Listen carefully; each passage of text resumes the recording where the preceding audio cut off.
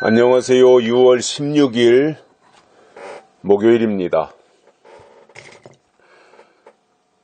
오늘은 신명기 14장 1절과 2절, 2절의 말씀을 보시겠습니다. 너희는 너희 하나님 여호와의 자녀니 죽은 자를 위하여 자기 몸을 베지 말며 눈썹 사이 이마 위에 털을 밀지 말라. 너는 너의 하나님 여호와의 성민이라. 여호와께서 지상 만민 중에서 너를 택하여 자기의 기업의 백성을 삼으셨느니라. 아멘.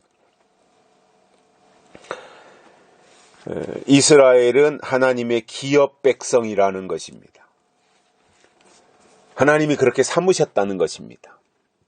얼마나 잘났는지 얼마나 똑똑한지는 모르겠습니다. 그러나 중요한 것은 하나님이 이스라엘을 기업 백성으로 삼으셨다라는 이것이 중요한 것입니다. 그런데 이렇게 하나님이 그들을 택해서 기업 백성으로 삼으셨다면 하지 말아야 될 일이 있다는 거예요.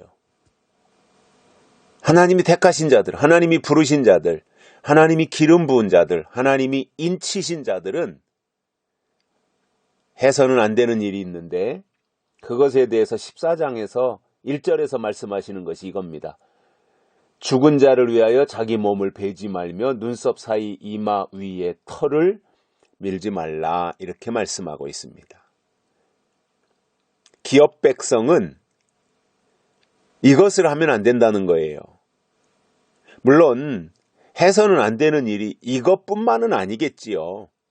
또 뒤로 가면 이제 여러 가지 하나님의 제한 또는 제재 이런 것들이 나오게 되는데, 먼저 14장에 들어오자마자 하나님이 이스라엘 즉 기업 백성들에게 요구한 것은 죽은 자를 위하여 자기 몸을 베지 말고 눈썹 사이 이마 위에 털을 밀지 말아라, 이것을 요구한 겁니다. 그러면 왜 이것을 하나님이 요구하셨을까요? 이거는 그때 당시에 신명기 당시에 고대의 어떠한 그 당시에 고대 그 시대에 근동지방에서 행하던 어떠한 애도의 의식이었다고 합니다. 사람이 죽는다든가 했을 때 애도하는 마음으로 자기 살을 베고 자기 몸을 베고 그리고 이마 위에 있는 털을 밀고 하는 의식을 행했다는 거예요.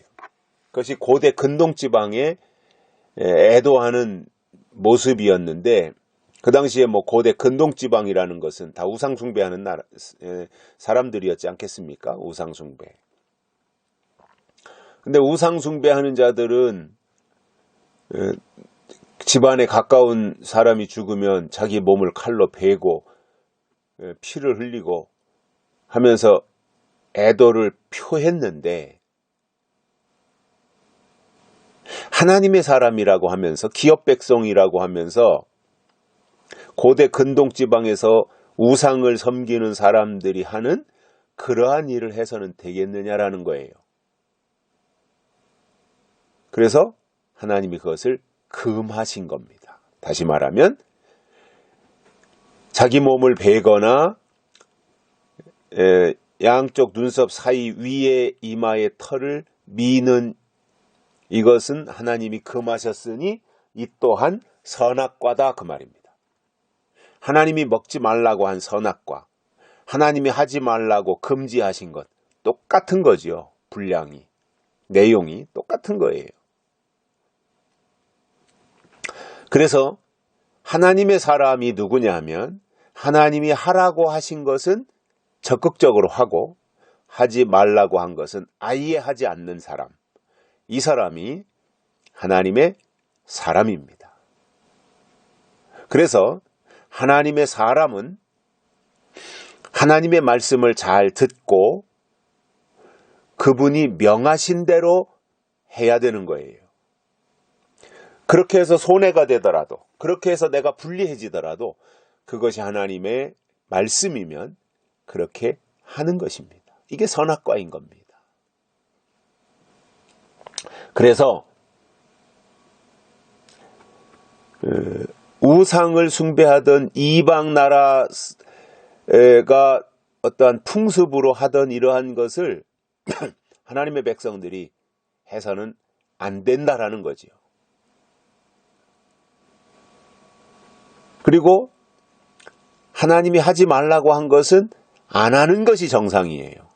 꾸역꾸역 어기면서 하지 말라고 한 것을 한다면 그거는 성숙한 그리스도인이라고 말할 수가 없는 거지요. 어린애 때는 뭐 부모가 말한 거 제대로 기억도 못하고 거스리기도 하고 자기 마음대로 하기도 하고 때를 쓰기도 하고 그리고 어떻게든지 자기가 필요한 것을 관철시키기 위해서 강탈을 부리는 이 행동을 부모가 실망하거나 말거나 어린애는 그런 거에 관심이 없이 자기 요구만 충족시키려고 하는 그 버릇들이 있지 않습니까? 그런데 어린애 때는 그랬어도 장성하면 부모 앞에 그렇게 하겠습니까? 정상이라면. 물론 뭐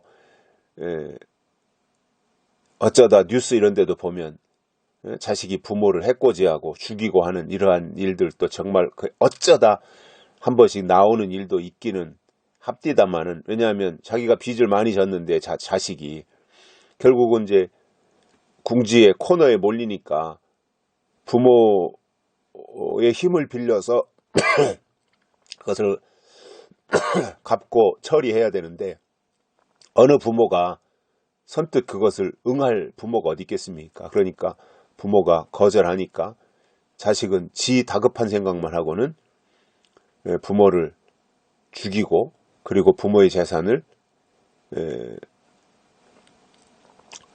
가지고 자기의 어떤 채무나 이런 것을 해결하는 이 어리석은 사람들도 나이는 먹었어도 어쩌다 뉴스를 통해서 듣게 되는데 뭐 이런 경우는 아주 특별한 경우 어쩌다 있을까 말까 한 그러한 경우이긴 하지만 대부분이 정상적인 과정을 통해서 성장한 성인들은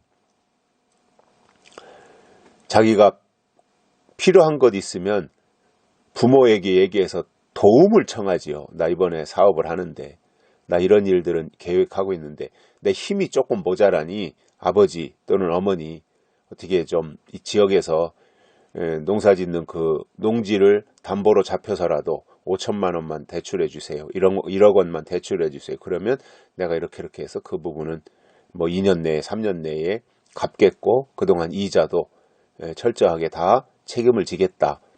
이렇게 부모를 이해시켜서 부모의 동의를 받아가지고 그렇게 하는 것이 정상이죠.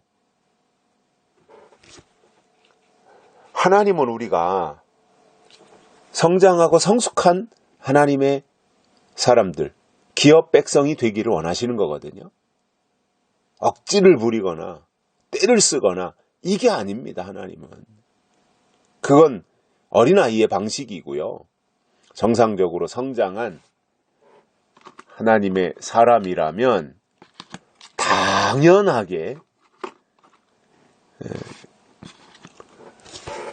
필요한 것을 말하고 그거에 대해서 도움을 청하는 이 방법으로 가게 되어 있는 거고요.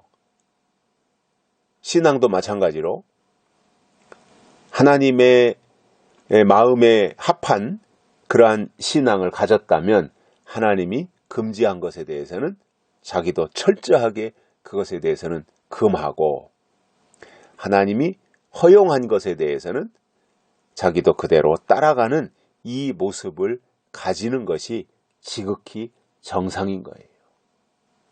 그래서 하나님이 지상 만민 중에서 택하셨다면 그리고 그것이 분명하다면 그들은 하나님이 하지 말라고 한 것에 대해서 자기도 안 하는 것이 정상이다 그 말입니다. 그것을 우리가 성경을 통해서 접근해 가는 것이고요.